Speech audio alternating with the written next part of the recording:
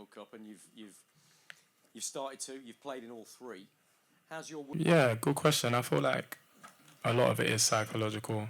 A lot of it is how you strike the ball, dependent on your run up and whether you stop or whether you wait for the keeper, or whether you just pick a corner and look to strike it as cleanly as possible. So all those things go into it, and yeah, it's probably a mix of both.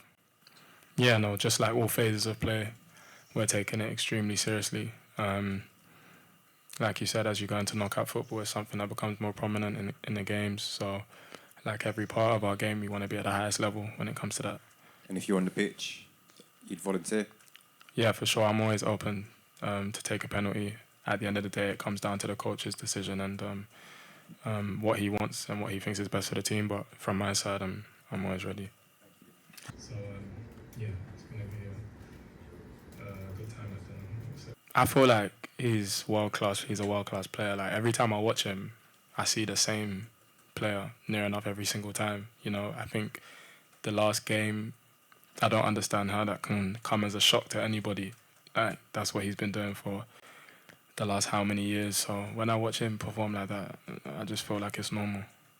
Just on you then, before you use the term healthy now, explain what that means, and is that super important moving into the knockout stages that you can believe?